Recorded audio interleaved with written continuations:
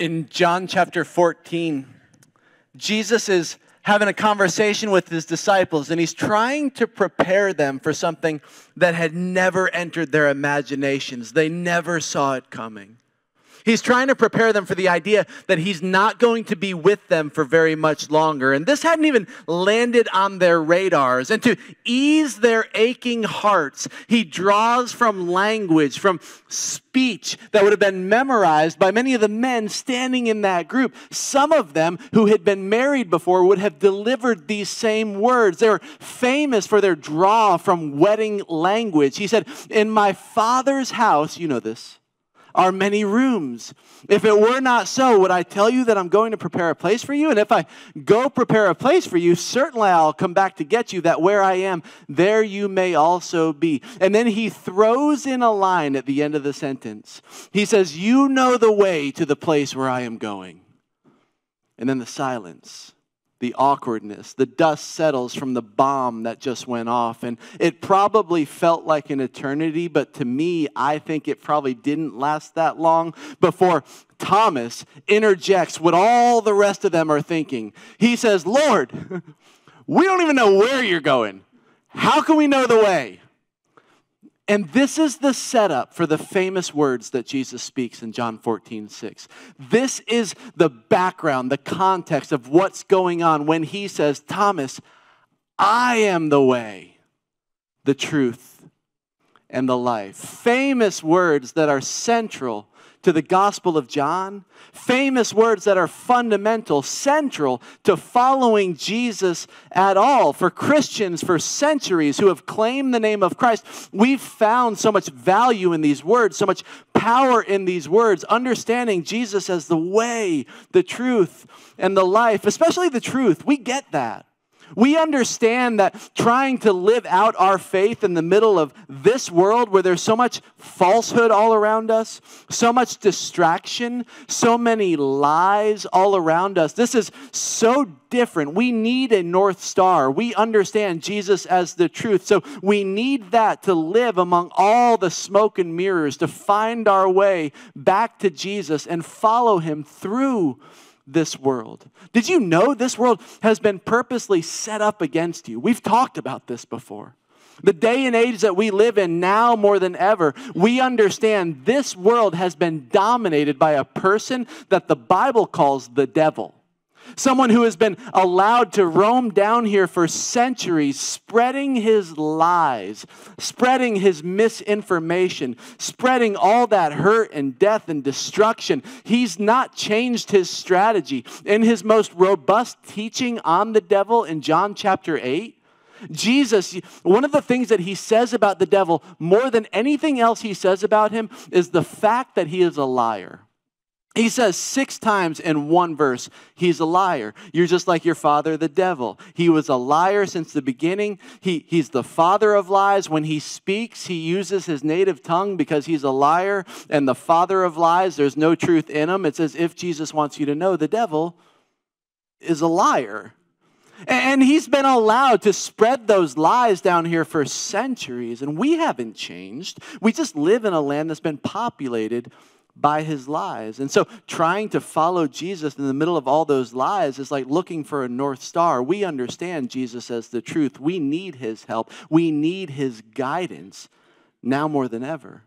In the media age that we live in, where so much is baited against you, where Silicon Valley is mining your every search, monitoring your every like, following algorithms that have been purposely set there to shape you, to tell you how to dress or who to vote for or what to feel.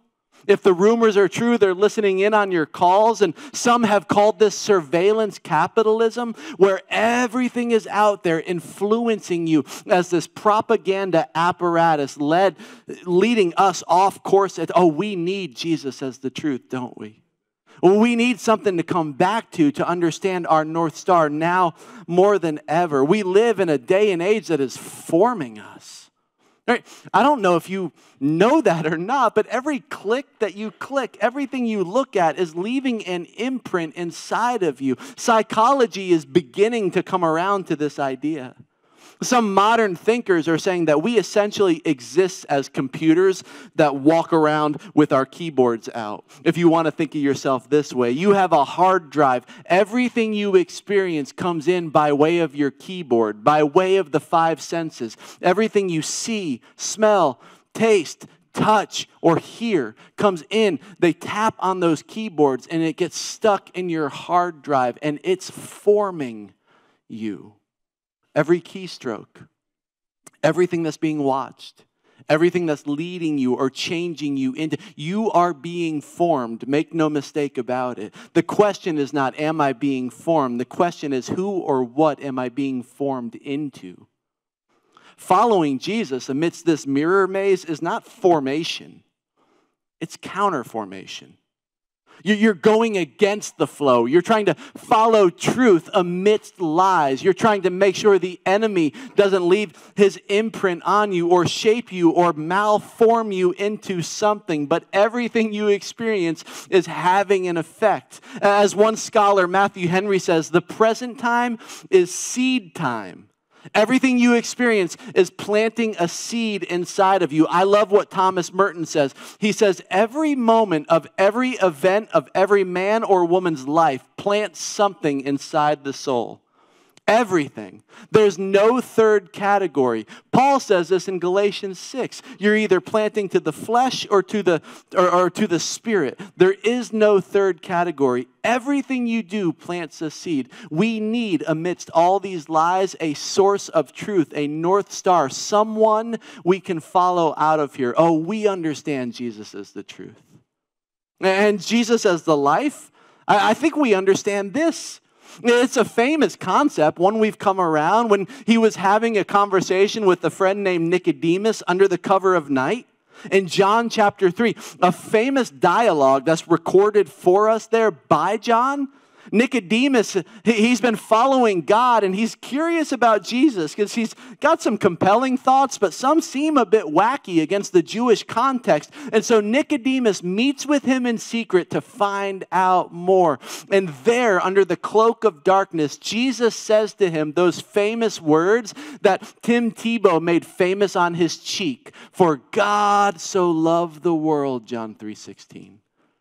That he gave his only begotten Son, that whosoever should believe in him should not perish, but have, circle, underline, highlight, everlasting life. We understand Jesus as life.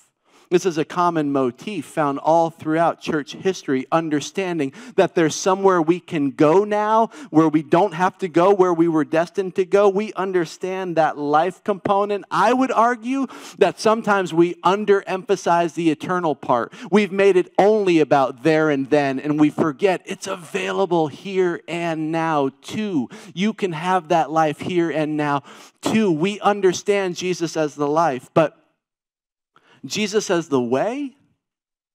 Because remember, that's what he said. In John 14:6, he says, I am the way, the truth, and the life. Do we understand him as the way? What I think we often neglect or underemphasize is that Jesus, in his way of living, is offering us or showing us or modeling for us a new kind of life, a new way to live. It's the Greek word hados, which means a traveled way, a road, a way. It's translated really well there. Metaphorically, it means a course of conduct, a way of thinking or feeling or deciding. It's a new way of living. The biblical word for how we live now, not just used here by John in John 14:6, but also used elsewhere in the New Testament, especially by men like Paul. When Latin became the lingua franca of the Jesus followers in the empire around the 3rd century, the translation of this word hados, which is way or conduct or passage, it became the Latin word regula, which is a little tricky to translate into English, but essentially means a straight piece of wood. It gets connected later to English words like regulate or regulation or even ruler. This is not proven, but most Greek scholars believe with very strong evidence that regula is the word used in Latin for a trellis. like you would find in a winery in the Mediterranean. And this, of course, is based on the teaching of spiritual formation Jesus has in John chapter 15, one of my favorite teachings that we'll cover in coming weeks. And a very well-known word picture of a vine and branches. So when Jesus teaches about a new way to live, a new kind of life, he doesn't give a four-point lecture with a bullet format. Instead, he gives us a word picture from the agrarian world of a winery. Vines and branches and soil. The early Christians picked up on this word picture and go, hey, wait, you don't see vines growing wild on the ground and producing very much fruit. If they produce any, it's very small, right? You see vines grow and flourish and thrive when they're set upon a support system, a trellis, where there's a regula, a straight piece of wood built beneath it. It picks the vines up off the ground, away from disease and predators, lifts them towards the sun, and indexes its growth in the desired direction. Early Christians picked this up and thought in the same way, if we're going to abide in God, we need a trellis system. We need a regula, a new order, a new trellis, a support, a way, a hodos for how to live that is built upon this new way of life that Jesus offers. How do we understand living a new way, a trellis system for how we live, unless we examine the way that Jesus lived? He's the way. And to do this as a church, in 2024, one of the things we've been praying about and are launching into today is a study of the Gospel of John. I think in order to understand Jesus' new way of living, we have to study his life. And one of the best ways to study his life is to settle into a gospel. And prayerfully, we've landed at the Gospel of John. If you want, you can open up right now to John chapter 1. A lot of you have that stare at me right now where like at some point he's going to say where to turn. Like I've been waiting so long. It's John 1. We're going to study the Gospel of John. While you turn there, I want to set it up for you a little bit. Many of you know, if you're new to Christianity, I'll explain a little bit. There are four primary biographies of Jesus' life in the immediate wake of the Jesus event. The birth, the life, the death, the resurrection of Christ, and the spread of this new movement that's mostly cataloged in the book of Acts. Four men rose up to pen biographies about this Jesus, this figurehead who so influenced and inspired their lives. And the goal of these four men, I've heard it said that the four Gospels are all, if you want to jot this down, passion narratives with extended introductions. It's a great way to think about this. Passion meaning suffering, the week of the Good Friday event, the trial, the torture, the execution of Jesus. The goal of the gospel writers is to tell you about that. To tell you about his death on the cross, more to tell you about his resurrection. But in order to tell you about the death and resurrection, they got to tell you the story before that one, and then they got to tell you the story before that one, and then they got to tell you. And so pretty much they all go, you know what, I'm just going to start at the beginning, right? Often like how we tell stories. The gospel accounts, the gospel writers are all passion narratives with extended introductions. Their goal is to tell you about resurrection. This thing that they saw with their own eyes in many cases, a life that had been extinguished, that came back to life and changed everything. They want to tell you about that. And in order for resurrection to make sense, they got to tell you about Good Friday. They got to tell you about the execution. In order for that to make sense, they got to tell you about Holy Thursday. In order for Thursday to make sense, they're going to have to tell you about Palm Sunday. And then they all kind of go, you know what? Let's just start at the beginning. Matthew, Mark, and Luke all do this. That's what these biographers do. Mark seems to have written first. He was in a hurry to get his gospel down. If you read his gospel, by the end of it, you will be out of breath. It feels like he's in a panicked hurry as he writes, but he wants to get it down. He's the first to pen this biography. Then comes Matthew. Then comes Luke. Each of these men likely consulting each other's works when they're writing theirs. And because they're using each other's works as sort of guideposts, as references, when to tell what story, these Gospels, Matthew, Mark, and Luke, all look alike. For this reason, you'll hear them referred to as synoptic, which is a really pretentious way of saying they look alike. That's all that it is. It's a big word, but it's pretty easy to break down. Sin, like from synonym, S-Y-N, means same. Optic means looks. They look the same. That's literally what that word means. Someone put that together to justify seminary. The focus of these men is to tell you what Jesus did and what Jesus said. Like to tell, how many people would have walked up to these guys going, can you tell us what Jesus said? Can you tell us what Jesus did? Tell us about the miracles. Tell us about the teachings. Tell us what he did. And then John comes along, knowing that these men have already written. They've answered the what. He's consulted their guides. And John has lived the longest. This is extraordinary. We'll find out in this gospel as we study John that a rumor went out among the disciples that John would never die. And John is quick to say in his gospel, he's like, y'all, that was just a rumor. Like there's nothing confirming that. And then we find like at the end of John's life, all the other guys are dead. And John's like, maybe it wasn't just a rumor. Like maybe that was true. Oh, they tried to kill John. They tried and he just wouldn't die. He had to watch all of his other friends die. He had to watch his older brother James die. And he lived long enough to see all of that. Likely, some theologians think he might have been as young as 11 or 12 or 13 when he began following Jesus, when he began that counter formation under his tutelage, walking with Jesus for that long. And Jesus lives and dies and is resurrected and ascends into heaven. And John has all this time to look back on. All the other guys die. Oh, they tried to kill John. In a very Dr. Evil scenario, they hold him above a pot of boiling water, according to church history. And they go, you got to knock it off about Jesus or we're going to drop you in this pot. And John goes, well, I guess you're going to have to drop me in the pot because I can't stop talking about Jesus. And according to church history, they drop him in that pot of boiling oil. They leave him down in there for a second and fish him back out. And when they do, John's just, I guess the rumor was true. This is awkward because what do you do with the guy who just won't die? You exile him to an island called Patmos, which is where John did a lot of his writing, because he had nothing but time on his hands and nothing but perspective to look back on.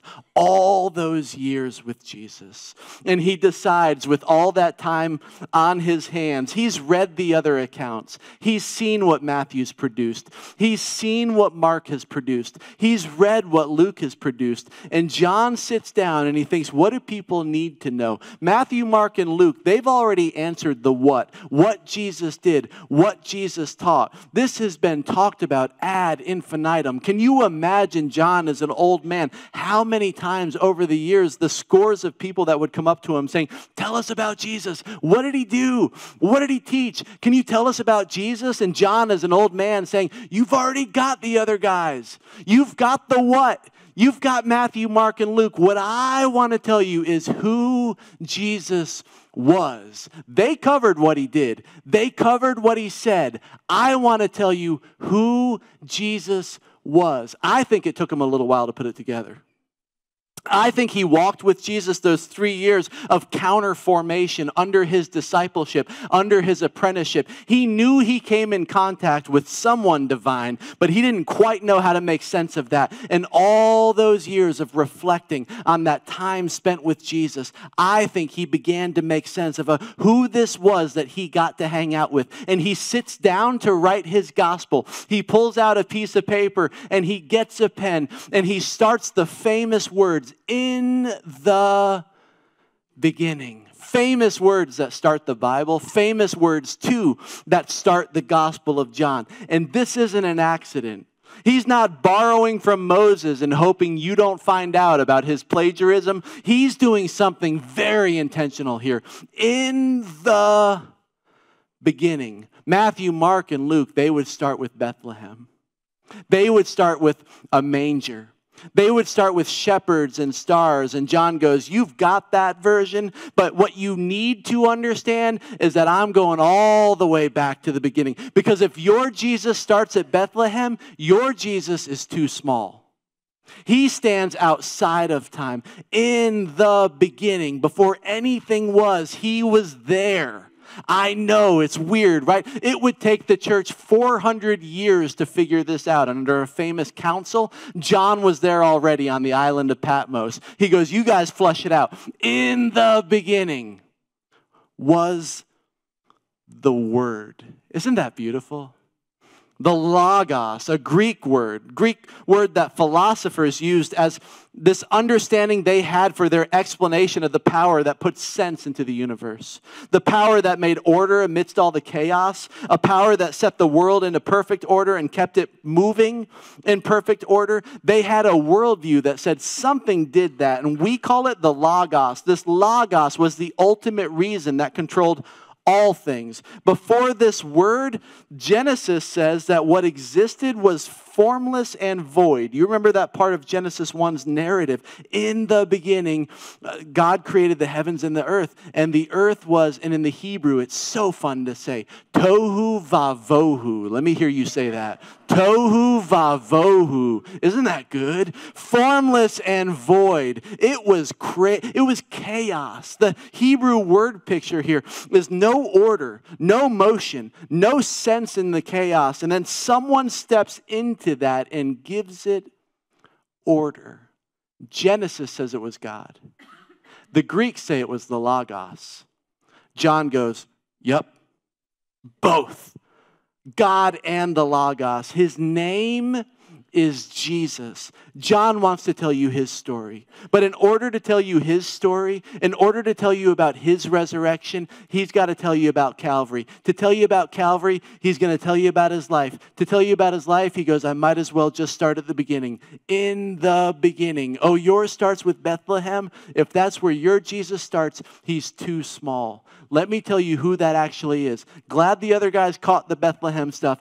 I want you to know what I've sat with is he was there. In the beginning was the Word. And the Word was with God, and the Word was God. That's a great start to a book. He was in the beginning, verse 2, with God. All things were made through him, and without him was not anything made that has been made. So the Word created all things that were created. Therefore, he himself is not created. That's important to know. Some would teach that over the years. Jesus is not created. As the Apostle Paul wrote in Colossians 1:16, it says, for in him all things were created. Jesus is the creative agent. Things in heaven and on earth, I love this language, visible and invisible, whether thrones or powers or rulers or authorities, all things have been created through him and for him. And Jesus was present at creation. Jesus stepped into the tohu vavohu. It says God created. John 1 and Colossians 1 say Jesus was there too. Therefore, this Jesus, this Logos, and this God the Father are somehow mysteriously one, which means he's not just a good teacher. As the modern view would suggest, as sophisticated people seem to suggest in the secular age that he was just a rabbi or a good teacher, they seem to have that respect for him. And it's like, yeah, I'm thankful for that, but he's so much more. John says he was God. In him, verse 3, was life. So this word, this logos, is the source of all life. Not only biological life, which is important, but the very principle of life. The ancient Greek word translated here, life, is zoe, which is like the life principle. Anything that contains life. Not bios, which is biological life, zoe. Any type of life. In him was life, and the life was the light of all men. So you remember in the Genesis account, there's darkness, there's tohu vavohu, and someone steps into that and says, let there be light. John is drawing on that very specifically. In Acts 17, the Apostle Paul describes that at the beginning of time, people lived in relationship with God. We lived in union with him. But because of sin, God had to kind of leave us to our own devices. And it's as if, in Paul's language in Acts 17, the lights were turned off. We were left blind to grope our way, as Paul says, back to God. John would say that Jesus is God turning the lights back on. Let me show you what it's. Let me show you God. You want to know what God is like? Look at Jesus. Before Jesus, spiritually, you were blind. You were in darkness. The true light, which enlightens everyone, verse 9, was coming into the world. This is as close as John will get to a Christmas narrative. The true light, which enlightens everyone, was coming into the world. So God's coming into the world. Verse 10, he's in the world and the world was made through him, yet the world did not know him, which is a strange idea.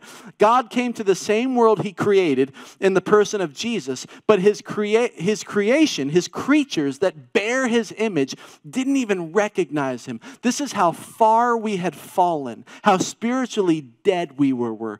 He came to his own, verse 11, and his own people did not receive him. But, and that's an important but to all who did receive him, maybe this is you, but to all who did receive him, who believed, circle, underline, highlight, in his name, he gave the right, oh, this is so beautiful, to become children of God. Though some bucked at his revelation, others received him. Though some rejected him, others accepted him and thereby became his children. They became children through a new birth, John says, being born of God. The end of this story is not the tragedy of rejection, but the celebration, the grace of acceptance. This idea of receiving Jesus, language that we use that you've likely heard before, the idea of receiving Jesus is biblical. We need to embrace and receive him to ourselves. As many as received him is just another way of John saying those who believe in his name, which is other language that he uses. You can sometimes get a pretty good idea of what a work in the New Testament is about by studying the key words in that work. Sometimes I like to do this. In John's gospel, the name Jesus, which would make sense, it should be in there a lot if it's a biography of him, appears 275 times. You're like, that makes sense, which we'd expect. The name God appears 175 times, which we'd also expect. The word believe appears 98 times. In 21 chapters, 98 times. The word truth, 52 times. The word life, 48 times in 21 chapters. Significant to our discussion this morning is this word believe. It's significant to John because belief for John is not mental assent or agreement with principles. Belief to John is trusting God enough to do what he says. Trusting God enough, and sometimes that emphasis is on the enough, isn't it? Trusting God enough to do what he says. Faith to John here is described as receiving Jesus, which I think is beautiful. Something that C.H. Spurgeon said that I thought was beautiful too and wanted to capture and share with you. He says, receiving Jesus is the empty hand placed under the flowing stream. Isn't that good? The penniless hand held out for heavenly alms. It's another great turn of phrase. By trusting God enough to do what he says in the person of Jesus, we are placing our empty cups beneath his flowing stream, holding out our penniless hands. And by doing this, what John says, he gives us the right to become children of God. God. The children of God. We were born, verse 13, not of blood or a will of the flesh or the will of man. We've been born of God. Like being reborn in this way requires a rebirth. It's a new birth. That's something that brings change to our lives. As one scholar says, a person is like a watch which has a new mainspring. Some of you watch lovers will like that language. Not a mere face and hands that are repaired, but a new inward machinery with freshly adjusted works, which act to a different time and tune. And whereas he went wrong before, he now goes right because he is right within. John continues in verse 14, and this is maybe my favorite. I get more passionate as we go, which was dangerous in the first service, but I've got it together right now. The Word became flesh and made his dwelling among us.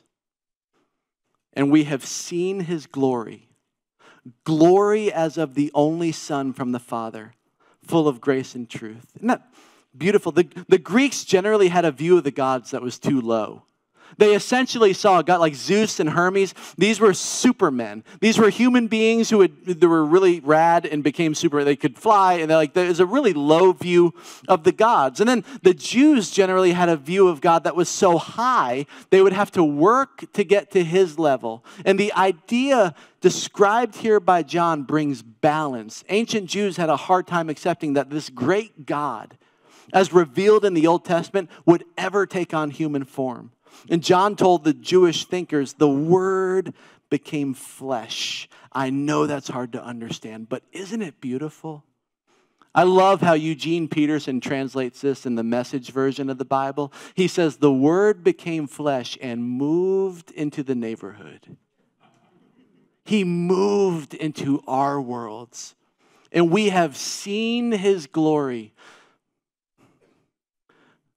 Glory as the only Son from the Father. This is the part where I get a little emotional. Full of grace and truth.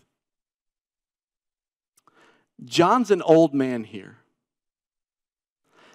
And he's still reeling from the 3 years he spent with Jesus as a teenager. You can hear it here. He's like, he can't get over it. We've seen his glory.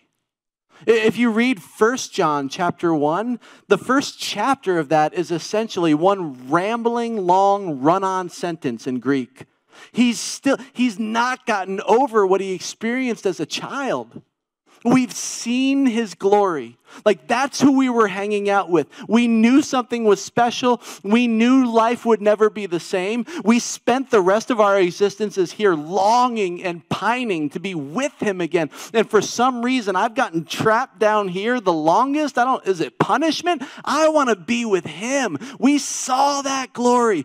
Glory as the only Son from the Father, full of grace and truth. He developed a way of trying to explain what that glory was like. Like he workshopped. This is years of trying to put together what he's seen, and that's what, full of grace and truth. Right? We all do this. We come up with answers to questions.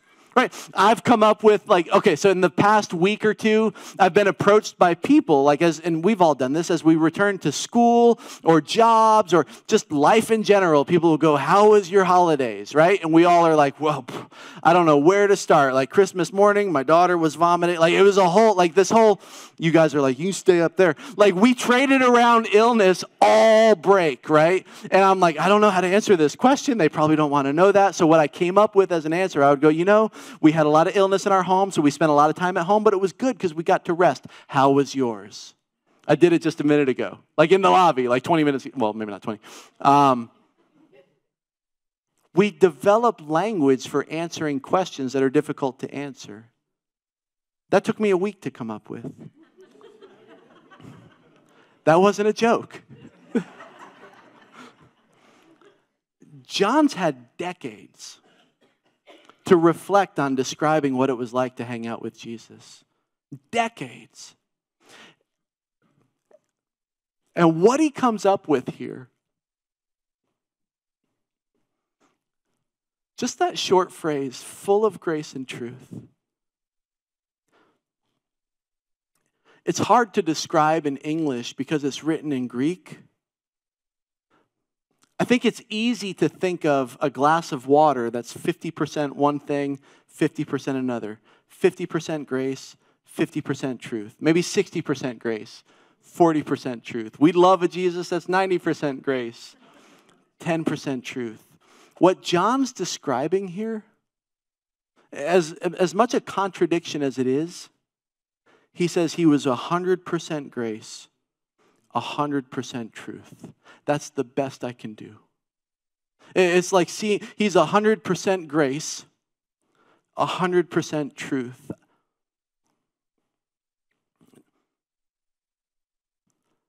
And we see this illustrated in this gospel.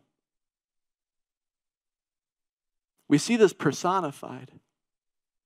We see a Jesus who recognizes us in our messes. I think this is the thought that I just can't. I was up early this morning trying to describe this to my wife. In John chapter 8, Jesus sees a woman who's been caught in the act of adultery. It's about as close to that line as I want to get. There are men who find her in the act of adultery. Imagine how exposed you would feel. These men who are so eager to punish her, they pull her out of that setting and they plop her down in front of a gathering of folks, all there to look down on her and judge her, so exposed. And they all pick up rocks because the law says they can stone her to death. You remember this story. And they turn to Jesus and they say, "What do you say, Rabbi?" It's a trick question. And Jesus, without even looking up, he goes, "Whichever of you hasn't sinned can go first." And they drop their rocks and walk away. And Jesus walks up to this woman, so broken, so frail, so exposed, so scared. And he steps into her mess and gets eye level with her. Do you remember what he says?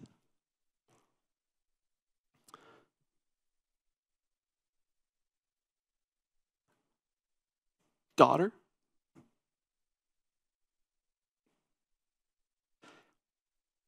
He gives her back her dignity. Daughter, it's the first word. Who now condemns you?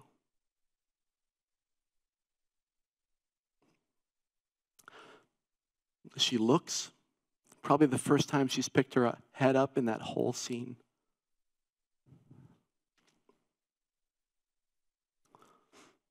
No one, sir. They're all gone. And what he says next may be the biggest contradiction in the whole Bible. He says, "Neither do I condemn you. Go and sin no more."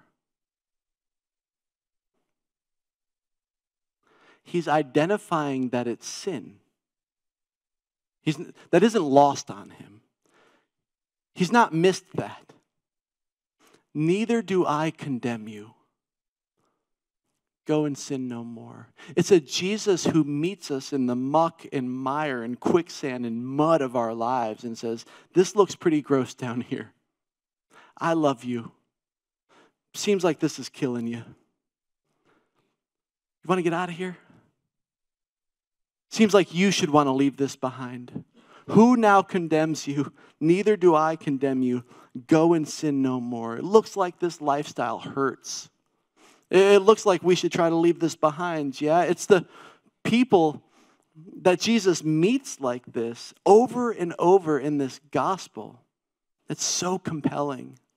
It's what I think it caused Jesus to have such a large gathering.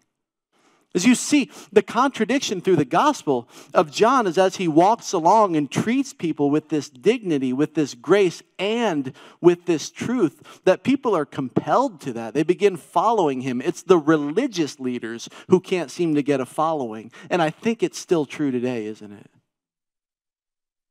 Great luminaries and thinkers and philosophers and teachers and artists over the years have all unanimously said they find Jesus compelling. There's something about him that people are drawn to.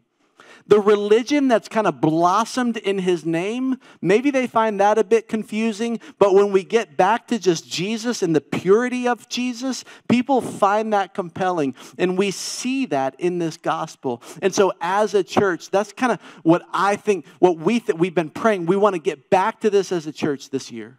In 2024. And so something prayerfully that we've considered, prayerfully that we're approaching, is the idea of walking with Jesus through the Gospel of John, walking the way with Jesus through the Gospel of John to Easter. Literally Easter on the calendar and Easter in the book. We want to walk with Jesus to Easter. That was the goal of John writing. He wanted to tell you about Easter. All the gospel writers did. They want to tell you about Easter. But to get you there, they got to tell you the way. And we're going to walk with Jesus on the way to Easter. And we're thinking too, prayerfully, that you may know folks, you may be able to picture folks who are compelled towards Jesus, who find him compelling. I keep using that word, but just something about him. It's the religion part where they get a little confused, but the Jesus part, man, they seem really affirming of that. Like there's someone there when we're talking about Jesus. Maybe there's folks like that that you can picture, that you can think of, that you want to invite into the journey too. The truth is here in the Bible Belt in the South, everybody's going to spend Easter somewhere. That's generally the truth, generally the principle. We all invite people to Easter. Everyone, you see the pictures on social media. We're all going to spend Easter somewhere. What I'm asking, what I'm praying is that you might consider inviting somebody into the story the same way we see in the gospel. This movement of Jesus spread because as Jesus went along, he would invite people who were stuck in their devices. He would invite them to follow him, and then they would invite other people. Like, you should come check this out. Like, it was very organic as they moved towards Easter. And I'm thinking the same could be true here. Who are the folks that you know who may be invited into this new way of studying the life of Jesus, walking with him to Easter, learning from him, learning the Hodos, learning to live like Jesus lived, this alternate way of living? It occurs to me that with each year, with each new slate, maybe this Easter would be the time to invite them on the journey too. So, in a moment we're going to close. I'm going to pray. And what I would ask is that in this time of closing, maybe take a moment as we prepare our hearts for this study to walk with Jesus on the way, to walk with him to Easter, to walk with him to the cross. I think just taking a moment to catalog where our hearts are, to commit to this journey, and to pray wherever you find yourself. And if in that searching, in that inventory that you take, if there are things there that you'd like to leave here at the altar, maybe prayers you've been praying, things you've been carrying. We've got these kneelers up here. We point them out every week. It's a great place to come and just lay your requests before God, to leave them there. We've got prayer candles up here at the front. Some folks find it helpful to literally light a candle while they're praying for somebody. It just provides movement, something tangible. We have, to my left over here, a table with communion on it if you'd like to partake in that. As you ready your heart for a new year, as you ready your heart for this journey that we're going to take, following the way of Jesus, walking with him to Easter. And then for this Sunday, for this week, but then throughout this teaching series, you'll notice to my right in the back corner of the room, there's a frame with Sharpies and a can. And it can be during this response time. It can be after the service. It can be any time during this series. I'm wondering if you might know someone who might be compelled towards Jesus. And if you do, wouldn't it be something to put their name over there, to begin praying, to invite? Wouldn't it be something if on Easter, if at resurrection, someone finds their name in those borders, and they've been brought into a new way of life because of your prayers, and they can see that it was prayed long before you invited them.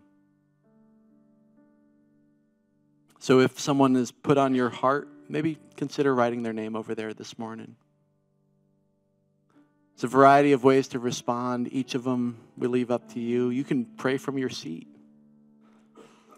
There's cards on the back of the chair in front of you. It's another way to respond to. If there's something we can pray for you about, you can fill that out and drop it in the box on your way out. There's lots of different ways to take inventory of what the Lord might be saying to you. So Jesus,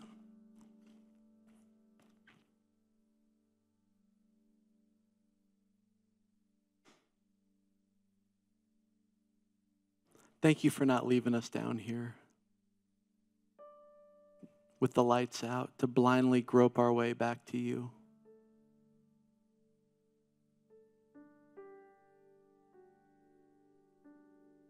I think so often we get so used to begging for people to follow you that we forget what a blessing it is to even be invited. You didn't have to turn the lights back on.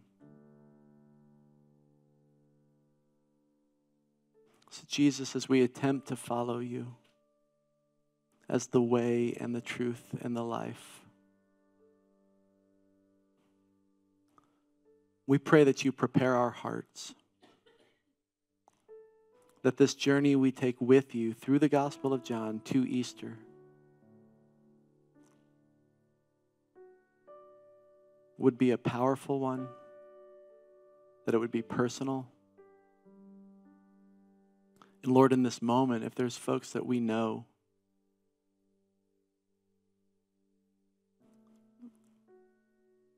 would we invite them into that journey too?